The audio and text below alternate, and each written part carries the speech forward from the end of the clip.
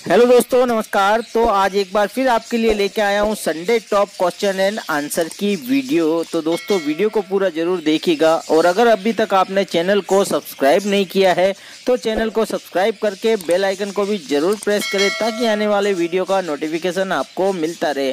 तो चलिए दोस्तों बढ़ाते हैं वीडियो को आगे और लेते हैं पहला कमेंट। पहला कमेंट से एर्चिग्रुल गाजी ये पूछ रहे कॉकटेल का ब्रीडिंग मंथ कौन सा है। तो आप कॉकटेल की ब्रीडिंग एज के बारे में पूछ रहे हैं या इनके ब्रीडिंग सीजन के बारे में। चलिए मैं दोनों ही बता देता हूँ। कॉकटेल की जो ब्रीडिंग एज है वो है, कॉकटेल की फीमेल जो है वो 8 से 9 माह की एज में आकर ब्रीड कर देती है और मेल जो है वो 10 माह में ही ब्रीड कर देता है। लेकिन इनसे ब्रीडिंग लेने का जो सही समय है वो 1 साल के बाद का ये, उसके बाद ही आप ब्रीड ले। और कॉकटेल जो है पूरे ही साल ब्रीड करता है, लेकिन गर्मियों के दिनों में आप मई और जून इन 2 महीनों में बर्ड्स को रेस्ट दें, ब्रीडिंग से ऑफ रखें। पाशु पराद ये पूछ रहे हैं सर बजरी के पैर को चोट आई तो क्या करें।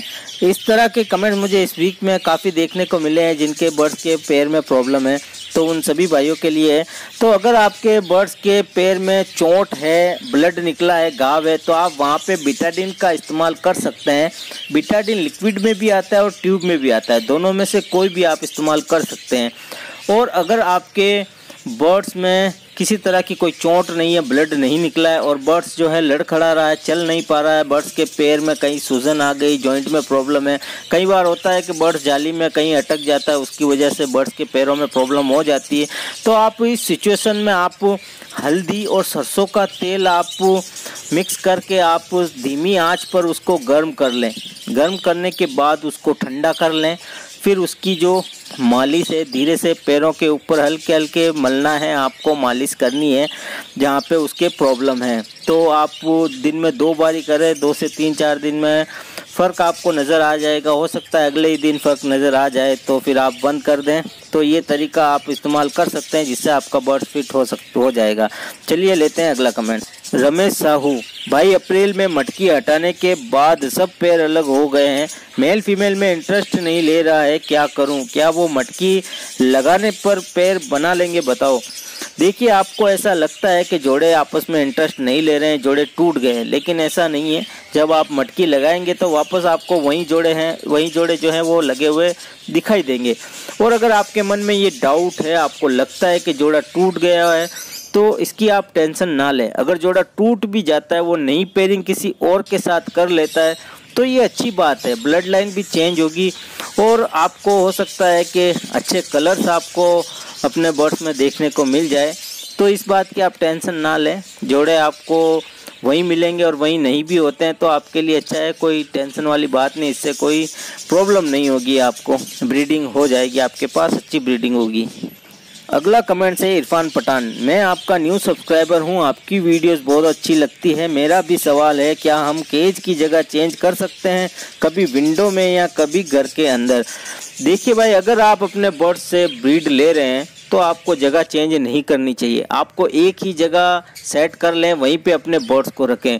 इससे क्या होगा, अगर आप जगह बार बार बदलेंगे तो बर्ड्स आपके ब्रीड नहीं करेंगे डर के मारे, क्योंकि उन्हें लगता है कि कभी भी हमारी जगह यहाँ से बदल सकती है, कभी भी हमें हटाया जा सकता है, हमारे बच्चों को नुकसान पहुँच सकता है। ये सोचकर वो ब्रीड नहीं करते हैं, ब्रीड रोक देते हैं। और अगर आप ब्रीड नहीं लेते हैं तो आप जगह चेंज कर सकते हैं, लेकिन फिर भी मैं आपको यही कहूँगा कि बर्ड्स की जगह एक ही रखें ताकि वो वहाँ पे हैप्पी रहे, अच्छे से सेट हो जाए, उसी माहौल में डले रहें। आप जगह चेंज करेंगे तो कहीं ना कहीं उनके अंदर डर बना रहेगा, तो जगह आप एक ही रखें।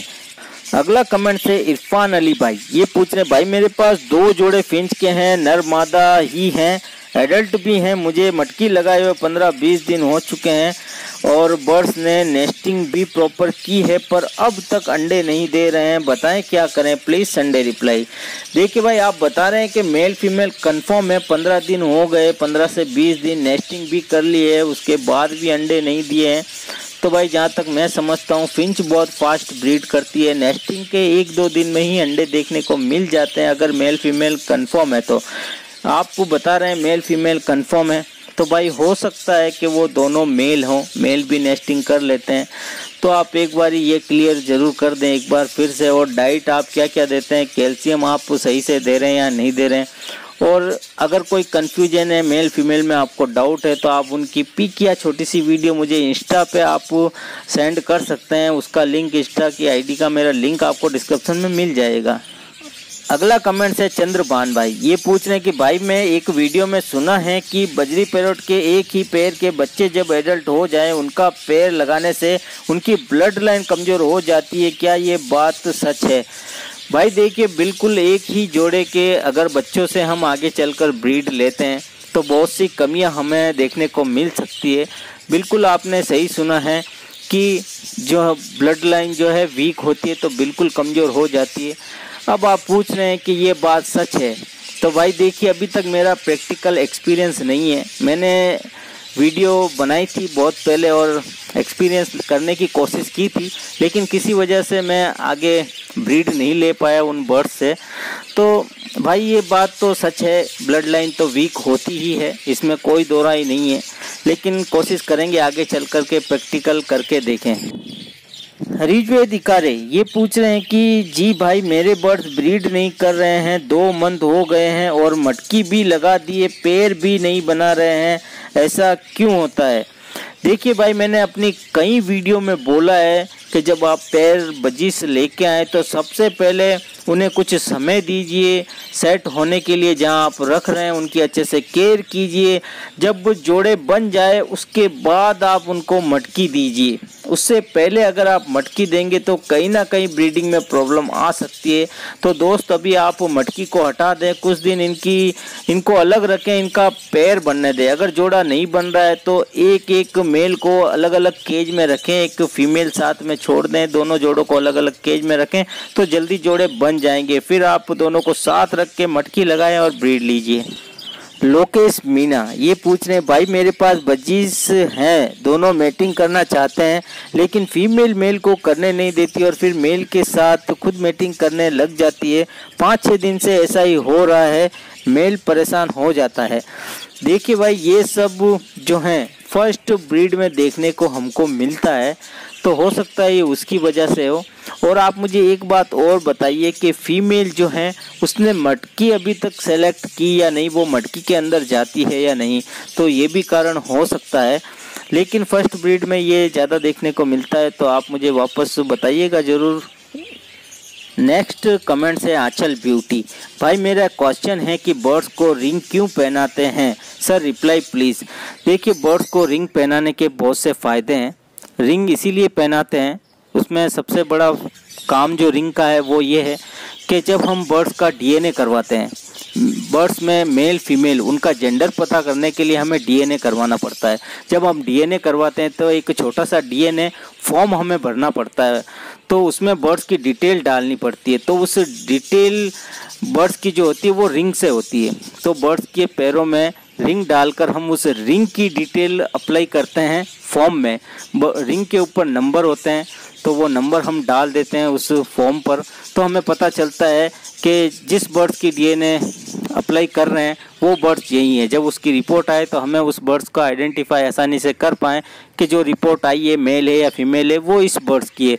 तो रिंग का एक ये काम है, और रिंग के बहुत सारे फ़ायदे हैं। आप अपने अपने तरीके से रिंग का फ़ायदा बहुत तरीके से आप उठा सकते हैं। रिंग अगर आप बनवाना चाहते हैं तो उस पर आप जो चाहे वो नाम ऐड करवा सकते हैं, आप जो चाहेंगे वो लिखवा सकते हैं।